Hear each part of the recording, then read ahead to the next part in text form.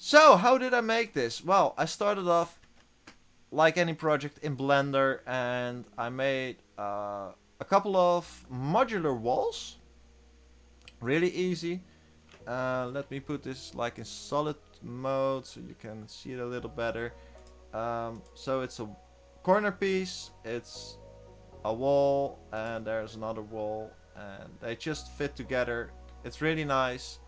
And then I exported them to the pipeline directly into Unreal Engine, and this is how it came in, like wall 4x2.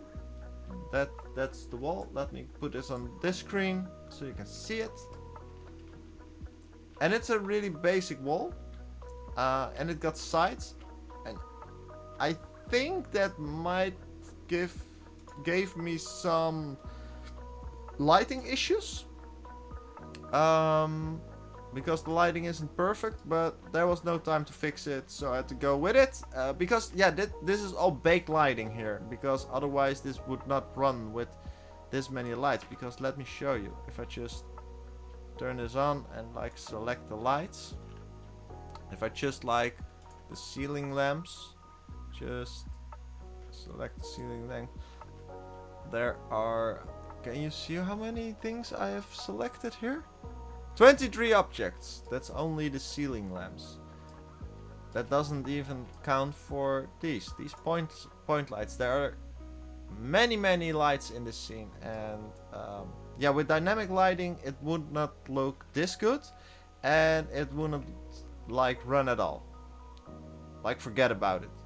Just you would have like 10 FPS with a normal computer. I do want to like try it out with Lumen in Unreal Engine 5, but that's something for another video, I think. I said I started in Blender, but I actually started with first-person story adventure template. Why? Because it's a template and it got some like basic interaction. You can pick up stuff, you can put them in your backpack. Let's just call it a backpack. Full screen item inventory. That's like really cool. And it all just works. There are like drawers and cupboards and doors and all types of useful stuff. It actually came also with a flashlight. And I don't know if it's still in here. Oh, but I should get a flashlight first. Let me get like flash light, BP flashlight, BP collectible flashlight. Collectible flashlight example. Yeah, okay. Play from here. And let me show you. If you see, all the guards put their hands like that. When you put out your stop talking. You saw what I mean. And this was in a problem that's somewhere in the NM Blueprint, and I don't get why you do like this inside NM Blueprint, because I watched other YouTubers do it, game developers do it, and they just put it in like the BP itself, in the like the character BP, and just like do the animation overlay thing there. Talking about it, the guards, they needed a random roam.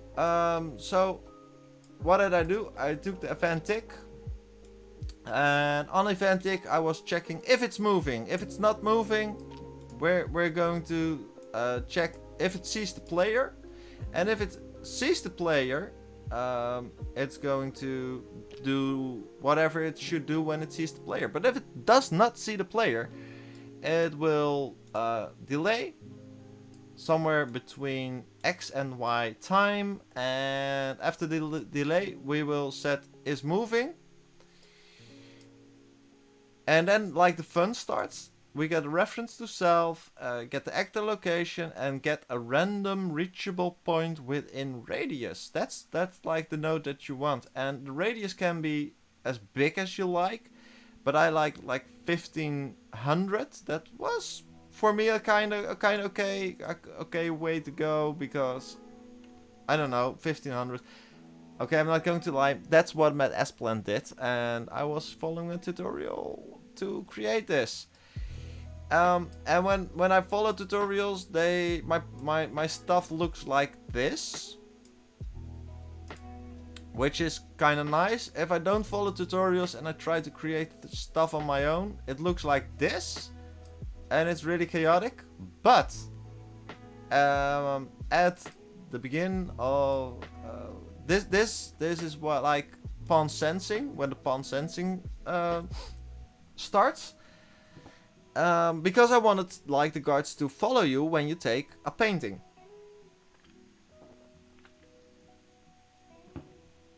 Just a quick sip of Monster Energy, because I need that energy for you guys to make content. No, I do it because I love it, but it would be better if you hit the thumbs up button, because you come this far, you might as well hit that button. Really cool, thanks. So what was I talking about? Oh yeah, the gameplay. We basically cast to the first person character. How do you cast to a first person character? Like the easiest way, get the player controller, get the controlled pawn, and if you cast to the first person character that way, it will always know the controlled pawn. And then we just ask, as first person character, is it criminal? And this is BP guard, so we need to get to first person character, and the first person character is first person character. There you have it. Now how did I do it? I made a variable here, is criminal. Just a simple boolean, and then like I was like, okay, I want to set this variable somehow, and I did that via like the art blueprint. Open the full blueprint editor, please, and this is it, the art blueprint, right? No, this is not it, because master collectible clue. I just took this one and took the master, and here's like a lot of fun stuff going on, and I actually have to search for this first, because okay, interact input. So this interact input is like what comes forward when you, let me put this in silent mode, because I think the fan noise is quite annoying. Anyway, interact input. So this is when you have the painting in your hand and you choose to interact with it. It will go into your backpack basically, or into your inventory. That's the right word, your inventory. And then I just get the player controller, get the control pan, and then just cast to the first player character, which is the controlled pawn. And as this thing, we just say is criminal, yes, and this used to go right in there, but I just yoinked this in between, quick and dirty. That's basically what a game jam is about. I think to do things quick and dirty, to make them work, and it doesn't have to be like very pretty. Anyway, so if the guard sees the controlled pawn, basically, so I take the controlled pawn, and if I on it, and if like the AI sees a pawn, it will check if it's like the player, and if it is, then it should be allowed to do something. This is set up really, really weird. Wait. What? Oh. I must have been so high when I made this. Like, really? Okay, so I got like this branch and it goes into a sequence. It will first check, like, okay, is this the player? If it's the player, we set sees player to true, and then we cast to the player again. I don't know why we did that like again, but that's okay. We just did. And if we cast to the character and it works, we said yay, it works. And if the cast fails, then it does not see us anymore. That was what I was thinking, at least. And it will set this to nothing. At least that's the idea. I know it doesn't work like that, so don't follow this as like a tutorial, but follow this as a guideline in how do I do a game jam, basically. That's it. Basically, this is how do I do a game jam like Flurbird. And then I was like, move like the pawn to the nav location of the first person character. As easy as that. And on success, we will set is moving to false. And why do we do that? Because we want to be able to check again if the player is there. And if this player is still not visible, then we want to restart the random roam thing. And somewhere something is not like lined up right. So they never stop chasing you. But at least I tried, okay? And then there's on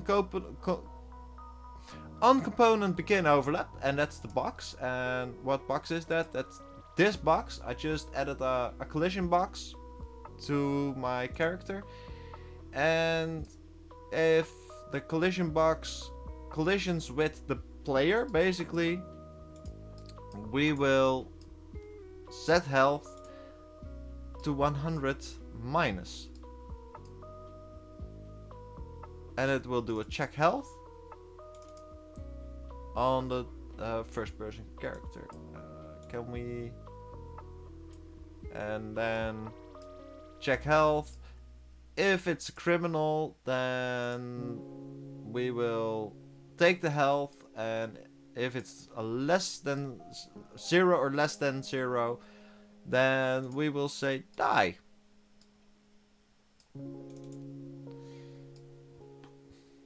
Die.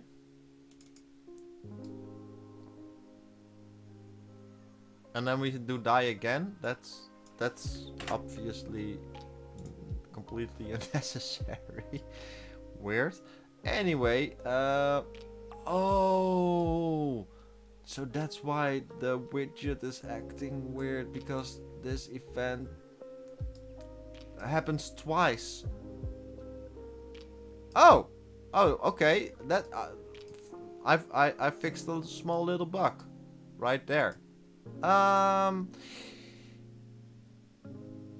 then we alright, so create a widget and edit the viewport and disable movement, and that's your movement. So you basically die, and this widget that I also created by myself, and I called it die. Yes, very original. will be put on your screen, and it's got like a nice font, Quack writes regular font.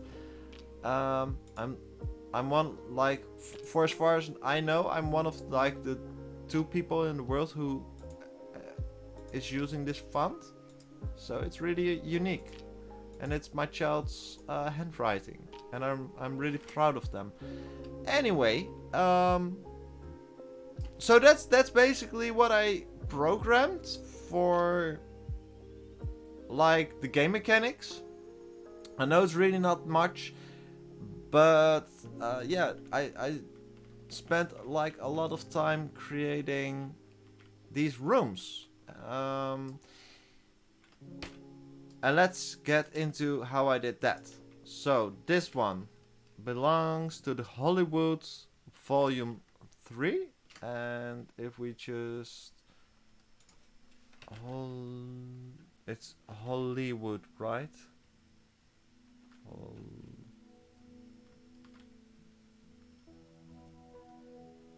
Hollywood Props, Movie Props Volume 3. This was free for the month, I think. Yeah, probably. Oh, permanent collection. So if you want to use these props, then it's permanent collection.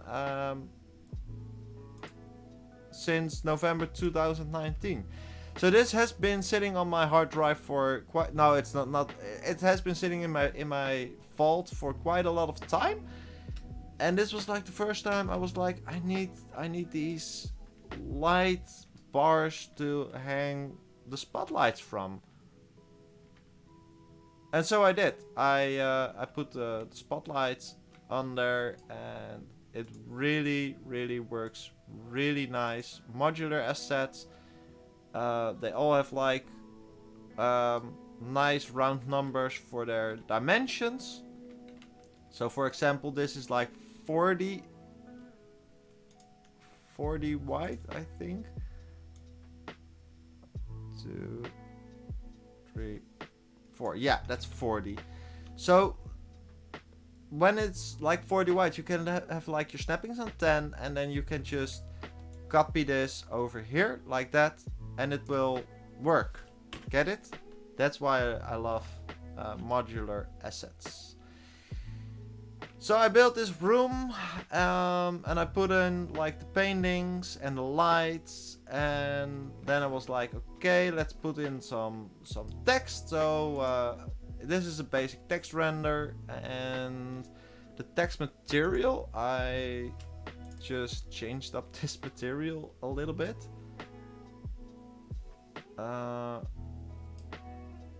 I put it like into the emissive, so just a constant value of 2 and put it into the emissive, and then you have like this nice emissive glowing text like that.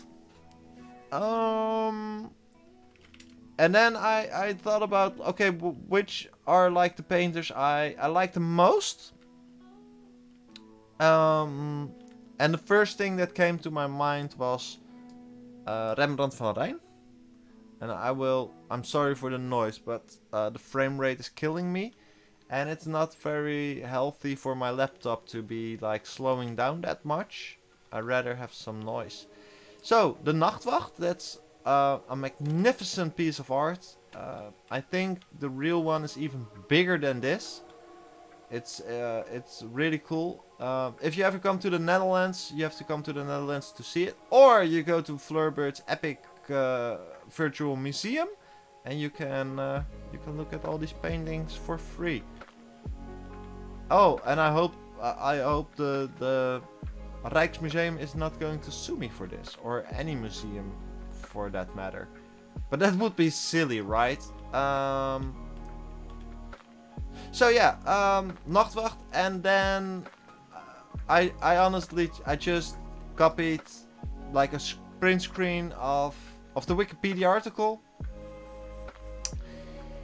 and I made a material for it. So here it is. And if we find like the parent, this is like the parent of every material, every painting, like got this as the parent. So there's no metal in paint, that's what I decided. And the roughness should be like a scalar valuable, a value. What do I say? Anyway, really easy material. No, we do not want to change these settings.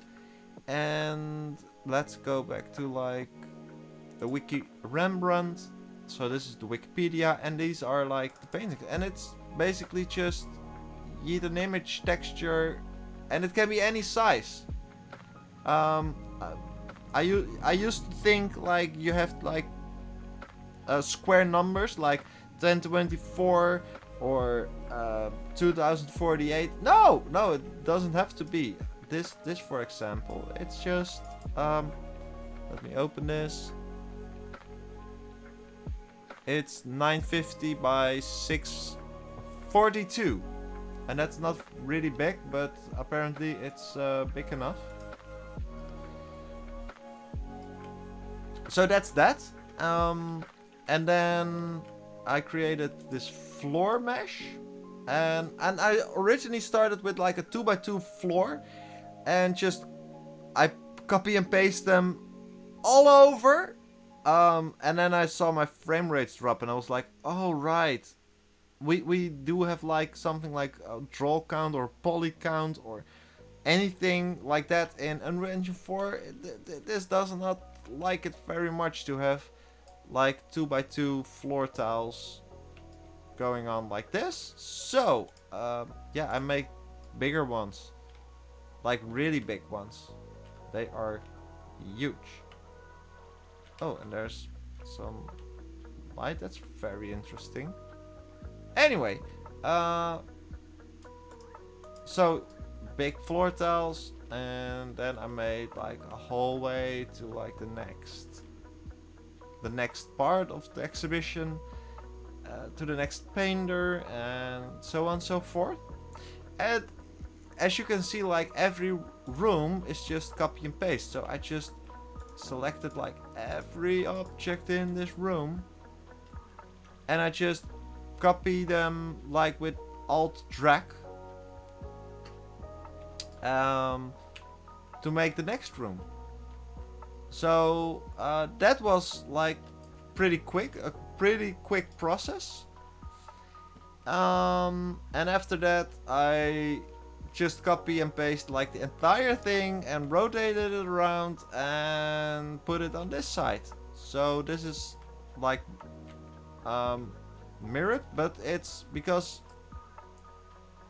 well, look, you start with like 6 meters of an entrance, and here we start with 6 meters of no entrance. Then we got 6 meters of entrance here and 6 meters of hallway, you know, over here.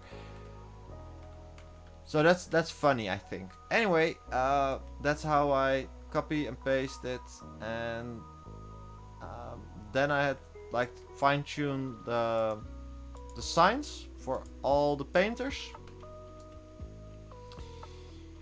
and I was pretty much happy with what I got. I got myself a ceiling, I got myself a floor, and I made more floor on the bottom, and then I put some walls at random locations, and I was like, this is looking pretty good. But I need stairs. I need a stairway to like be able to walk up. And you could argue like stairs. There's like in geometry, I think. Here, stair. And you can use this, but I don't think this looks so nice. Number of steps, increase them, and it's like a really easy way to like block out a basic level. And in my first like years of using Unreal Engine, this was all I used, like geometry, like BSP brushes, and I copy them around and I edit them. But that's not how we work anymore. We work with like static meshes because it's better, I think.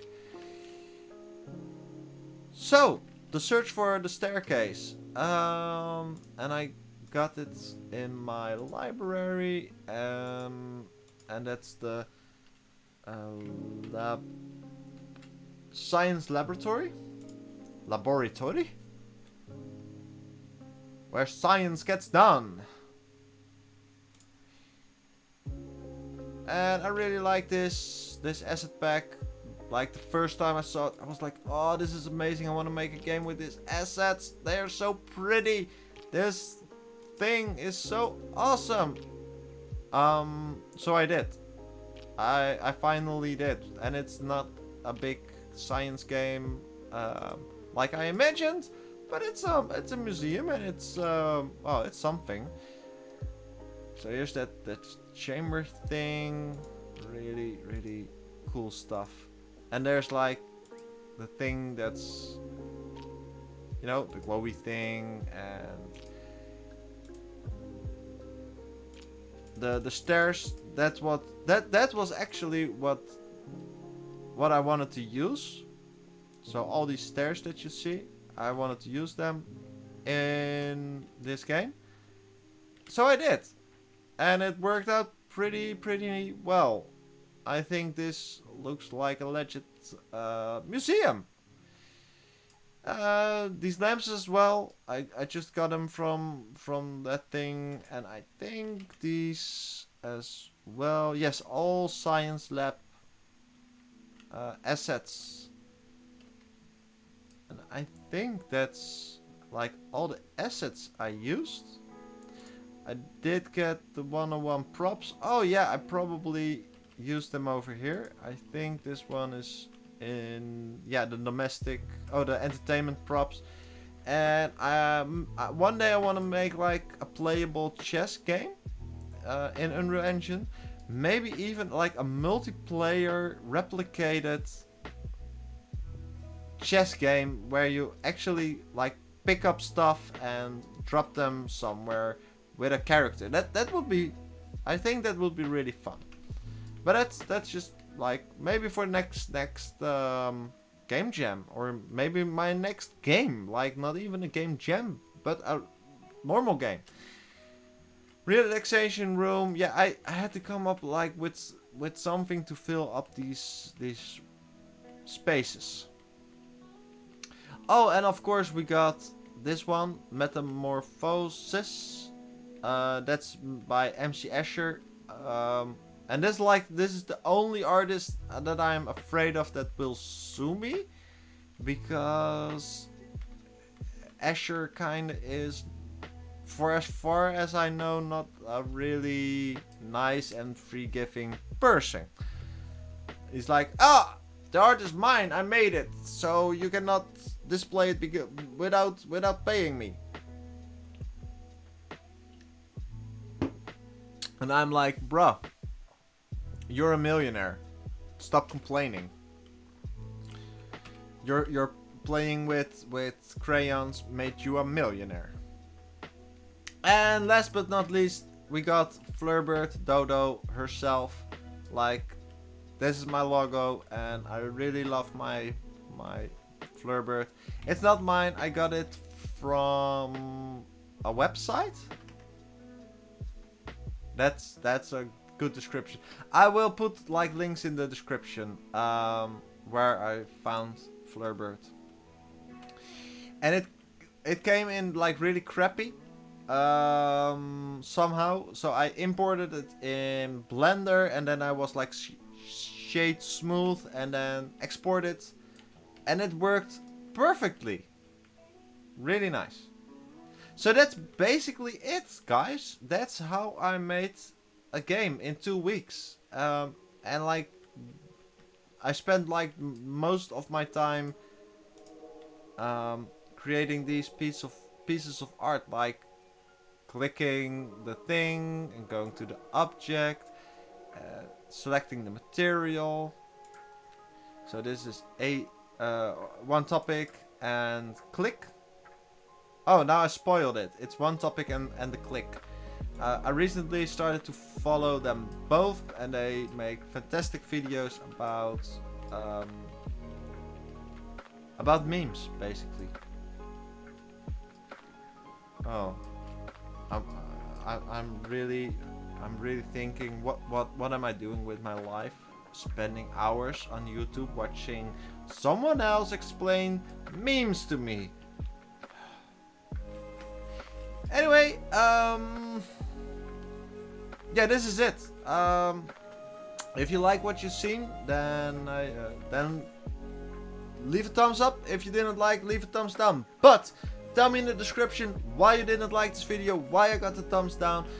Because I think I don't deserve thumbs down. I think I deserve thumbs up because I made a video. At least I did something.